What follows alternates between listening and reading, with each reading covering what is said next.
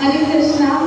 आज बलराम पूर्णिमा उत्सव के दिन हम आप सबके लिए रोमहर्षि कुमार की लीला लेकर आए हैं।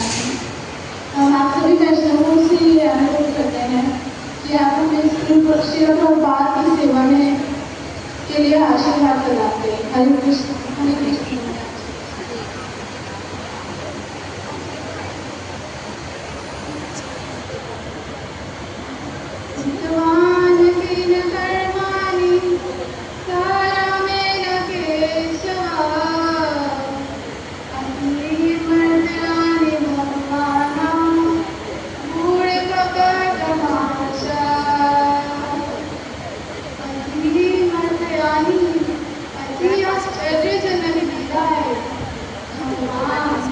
देखने में मनुष्य जैसा लगते हैं, लेकिन वास्तव में बहुत बेहतर। भगवान तो गूढ़ कपट मानुष है, उनको समझना बड़ा मुश्किल है। हे मुनिश्रेष्ठ, ये गूढ़ कपट मानस का क्या तात्पर्य है? कृपया विस्तार से बताएं। गूढ़ कपट उनको समझना बड़ा मुश्किल है। सोचेंगे कुछ, बोलेंगे कुछ और करेंगे कुछ। गूढ़ कपट उनकी लीलाएं साधारण नहीं होती। भगवान जी और नारद जी जैसे विशेष मुनिजन भी उनकी लीलाओं से विमोहित हो जाते हैं। अति मर्यानी अलौकिक लीला करते हैं हमारे प्रभु। तो आइए चलते हैं द्वारका, इस गूढ़ कपट मानस को सुनने के लिए, जानने के लिए। आप तो सदैव अपने शिष्यों का ही साथ देते हैं, चाहे वो अधर्मी ही क्यों ना हो। भला हम आपसे क्या अपेक्षा करेंगे? इस धर्म युग में भी आप पक्षपात करेंगे और उस अधर्मी दुर्योधन का साथ देंगे क्या? देखो देखो, द्वारकाधीश भी कौन है, क्योंकि वास्तव में सत्य की झूठ तो नहीं बोल रही। अब क्या करें, बलराम का तो स्वभाव ही यही है, कृपा करना। इनको तो किसी का दोष ही नहीं दिखता। इन्हें लगता है कि पांडव तो धर्माचारी है और कृष्ण भी इन्हीं के पक्ष में है। लेकिन दुर्योधन दुर्बल है।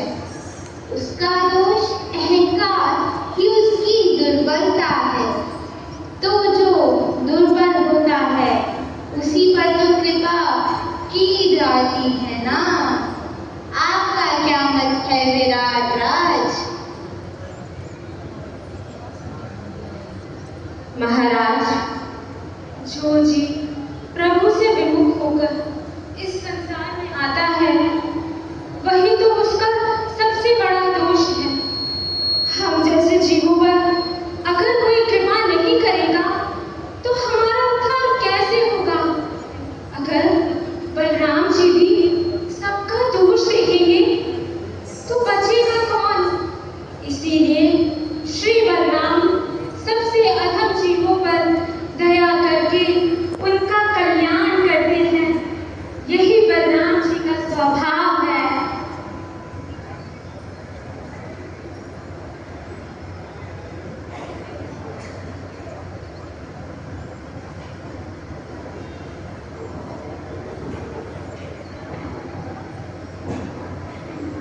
दुर्योधन और अर्जुन दोनों ने सहायता मांगने के लिए श्री कृष्ण को अपने आने का संदेश भेजा। दुर्योधन श्री बलराम के शिष्य हैं और अर्जुन उनके भाई एवं मित्र। श्री बलराम का एक नाम बलभद्र है।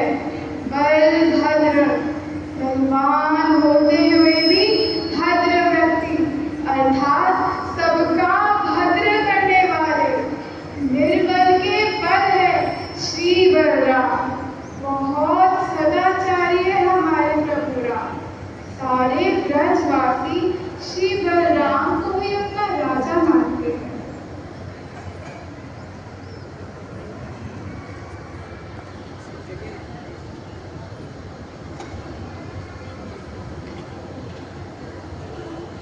दाऊ, क्या हुआ दाऊ? थोड़े विचलित लग रहे हैं। क्या बताऊं कृष्णा, आपस में लड़ाई झगड़ा होगा, मैं कैसे किसी का पक्ष ले सकता हूँ। हमें पारिवारिक झगड़ों में नहीं फंसना चाहिए। कुछ तो करना ही पड़ेगा दाऊ, किसी का पक्ष तो लेना ही पड़ेगा। एक का पक्ष लेंगे तो दूसरा नाराज हो जाएगा। एक तरफ मेरा प्रिय शिष्य दुर्योधन और दूसरी तरफ बुआ कुंती के पुत्र पांडव। समस्या तो है, मगर ये लड़ाई धर्म और अधर्म की है। पांडव धर्माचार्य और दुर्योधन अधर्म। तो क्या आपके विचार में ये लड़ाई नहीं होनी चाहिए? पांडवों को न्याय नहीं मिलना चाहिए क्या दाऊ? हे अनुज, तुम तो भली भांति जानते हो, जीवों पर दया करना ही मेरा स्वभाव है। परंतु इस धर्म युद्ध में मैं अधर्म का साथ कैसे दे सकता हूँ? सात्यकी और अन्य राजा तो मुझ पर अभी से लांछना डालते हैं, और दुर्योधन वो तो मुझे अभी से ही पत्र भेज चुका है। वो आएगा, गिड़गिड़ाएगा। नहीं, मैं इन सब चक्करों में नहीं पड़ना चाहता। इसलिए मैंने ये निर्णय लिया है कि मैं तीर्थ भ्रमण के लिए जा रहा हूँ। आप कहते हैं तो मैं भी यही सोचता हूँ, मगर हम दोनों द्वारका को छोड़कर कैसे जाएंगे? यहाँ भी तो किसी को रहना चाहिए ना दाऊ। ठीक है कृष्णा, तुम संभालो।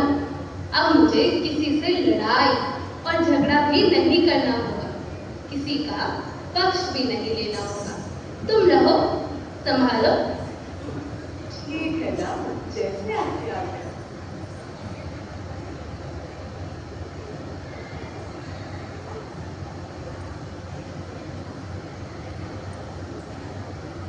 सुनो सुनो, क्या तुमने सुना?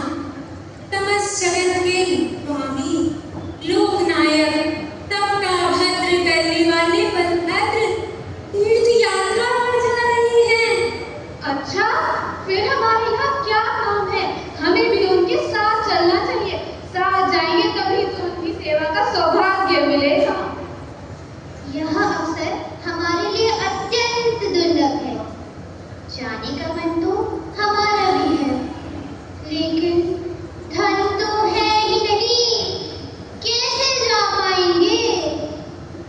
तुम सब चिंता मत करो, मैं इसका दायित्व लेता हूँ। हम सब मिलकर तीर्थ यात्रा पर चलेंगे। चलो चलो, फिर तो आप सब चलो। जब बलराम जी लेके जा रहे हैं, तो क्यों ना हम सब साथ में मिलकर चलें? हाँ, चलो चलो।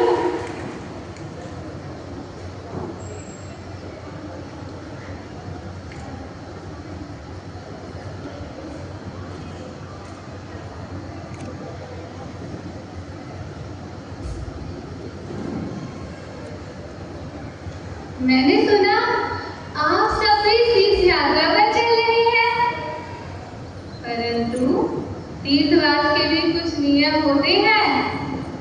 तीर्थवास में ब्रह्मचर्य का पालन करना है, शरीर को श्रृंगार नहीं करना, तेल मर्दन नहीं करना, अच्छे आहार विहार से भी बचना है, और प्रजल्पा तो बिल्कुल नहीं करनी, और प्रसाद केवल एक समय खाना है।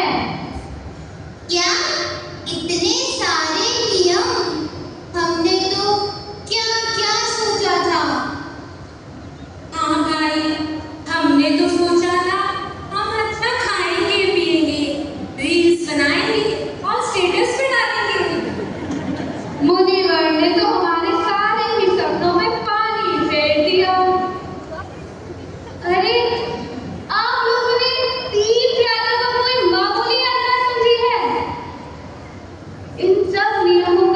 पालन करने से जीव भगवान की ओर अग्रसर होता है।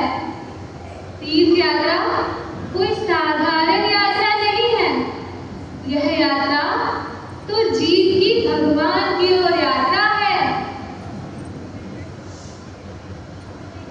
ठीक है मुनिवर, हम इन सब नियमों का पालन करने का अवश्य प्रयास करेंगे।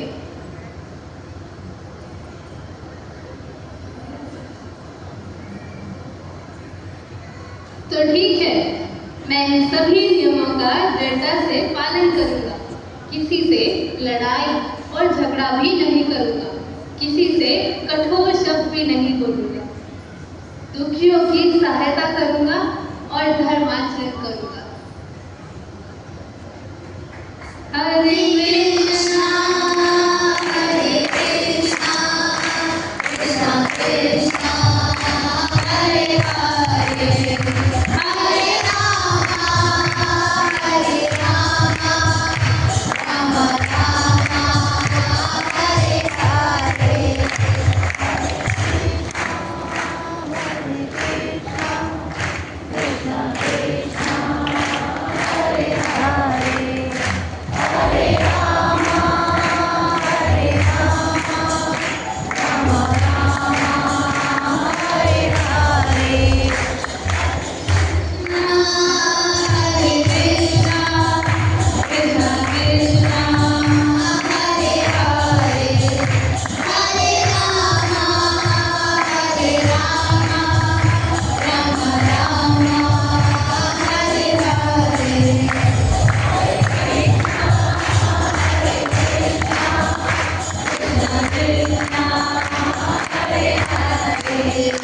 हरे राम हरे राम राम राम हरे हरे। अरे भाई, हमें बिंदु सरोवर, त्रिकूट और सुदर्शन के दर्शन का मौका मिला। हाँ भाई, हमें चक्रदीप, विशाल दीप के स्नान का आनंद भी मिल गया। देखो भाई, अब तो नैमिषारण्य आ गया। नैमिषारण्य की जय। कलयुग के प्रभाव को कम करने के लिए स्वयं ब्रह्मा जी की आज्ञा से यहाँ 88,000 ऋषि उनके तत्व हुए हैं। गोमती नदी के तट पर यह यज्ञ पूरे 1000 वर्षों तक चलेगा। क्या 1000 वर्ष? इतने मुनियों के प्रसादों की व्यवस्था कैसे होती होगी? अरे भाई, तुमने सुना नहीं? किसी को भूख ही नहीं लगेगी। भूख प्यास का मुनियों ने सब मार दिया है। अरे भाई, यमराज जी को भी यही बिठा लिया गया है। उन्हें ये सेवा दे दी गई है कि किसी की मृत्यु ना हो। और तो और वायु देवता को भी ये कह दिया गया है कि बिना माइक के सबको सुनाई दे। असंभव। चलो देखने चलते हैं फिर तो।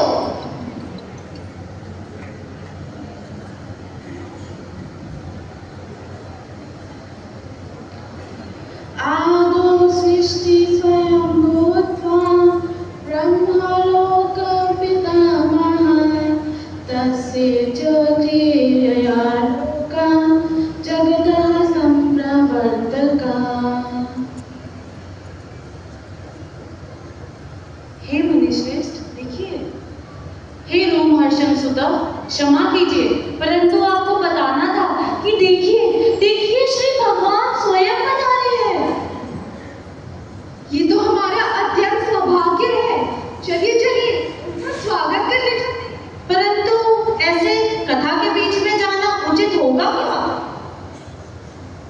हे मुनिवर, शास्त्रों के अनुसार यदि कथा चल रही हो और कोई वरिष्ठ अतिथि और गुरुजन आते हैं तो सब कार्यों को थोड़ी देर विराम देकर पहले उनका स्वागत करना चाहिए। और यहाँ तो स्वयं भगवान पधारे हैं। उचित कहा आपने। चलिए श्री बलराम जी का स्वागत करते हैं।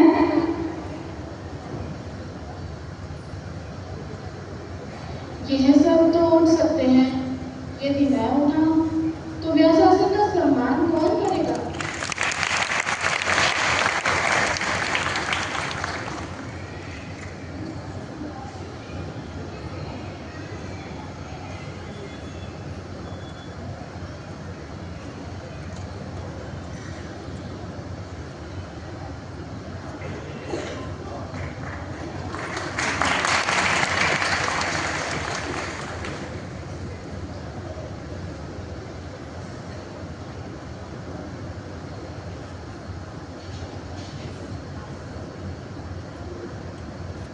सभी के आते ही प्रसन्न। आज तो हमारा परम सौभाग्य उदित हुआ है। स्वयं श्री बलराम यहाँ पधारे हैं। सही कहा आपने। ऐसा लगता है कि मानो हमारे सारे अनुष्ठानों का फल हमें आज ही मिल गया हो।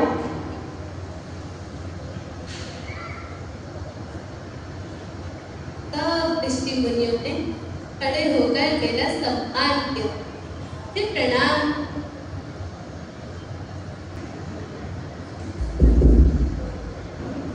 परंतु ये व्यास आसन पर बैठा हुआ रोमहर्षणसुता, ये तो खड़ा भी नहीं हुआ। इसने मुझे प्रणाम नहीं किया।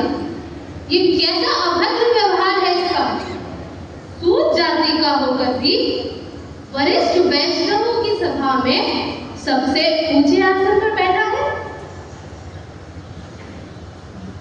इसने व्यास देव जी से शास्त्र और पुराण तो पढ़ लिए, लेकिन इतना पढ़कर भी अहंकार नहीं करा।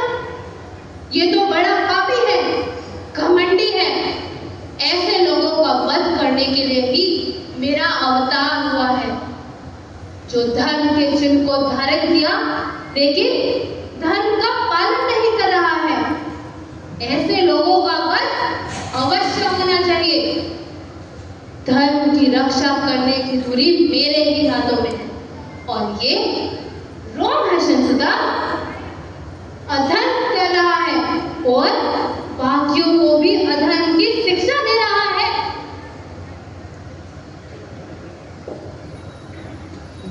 हे प्रभु, ये कैसा अर्थ हो गया? हमने उन्हें आध्यात्मिक गुरु का आसन दिया था। जब तक ये सत्र चलेगा तब तक दीर्घायु और भौतिक पीड़ा से मुक्ति का वचन दिया था। हमारे वरदान भी कुछ काम नहीं आए। जानते हैं, पाप कल्मश आपको छू नहीं सकते। आपके दर्शन, स्पर्श और स्मरण से तो सारे पाप धुल जाते हैं। हे योगेश्वर, शास्त्रों के आदेश भी आपको आज्ञा नहीं दे सकते, परंतु लोक शिक्षा और हमारे कल्याण के लिए अगर आप स्वेच्छा से प्रायश्चित कर ले तो यह दिया आचरती श्रेष्ठस तत् इवे तरो जना। हे जगत के शुद्धिकर्ता, समाज आपके इस उदाहरण से लाभान्वित होगा। सही कहा आपने, मुझे प्रायश्चित तो करना ही चाहिए। हे मुनिजन, कृपा करके मुझे बताइए कि मुझे क्या क्या करना होगा। हे मुनिजन, अगर आप कहें तो मैं इस रोमहर्षणसुता को दोबारा जीवित कर दूं।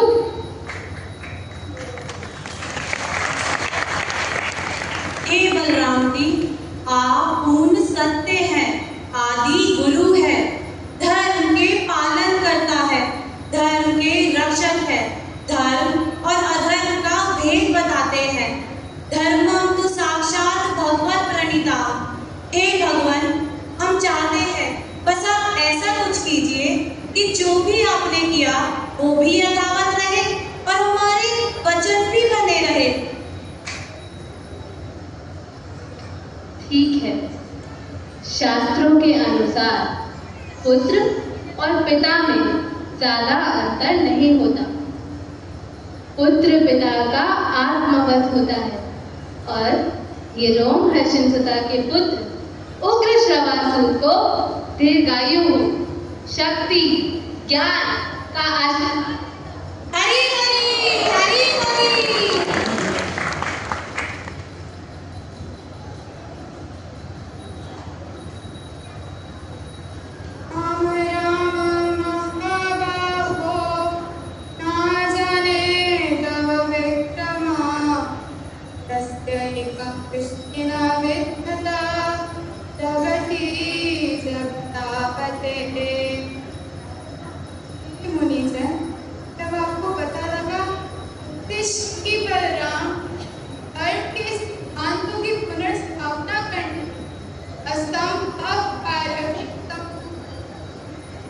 हे सूत गोस्वामी, यद्यपि भगवान बलराम ने अधर्मियों को मारने का कार्य छोड़ा, परंतु तीर्थ यात्रा के दौरान उनके द्वारा कथावाचक मारे गए। इसको कैसे समझा जाए? आदि गुरु होने के कारण धर्म के सिद्धांतों की पुनर्स्थापना करना उनका प्रमुख कर्तव्य है।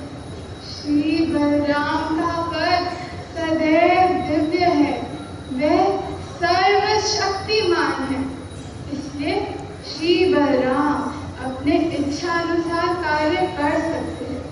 अथर्य वध हुआ, इसमें कुछ विचित्र बात नहीं है। ये तो श्री बलराम की गूढ़ कपट मानुष लीला है। नमस्ते हंतराय, नमस्ते मुसलायुधाय, नमस्ते विकांता, नमस्ते भक्तवत्सला, नमस्ते बलिनाम श्रेष्ठा, नमस्ते धर्मीधरा, प्रलंभारे नमस्ते तु, त्राहि मां कृष्ण पूर्वजा।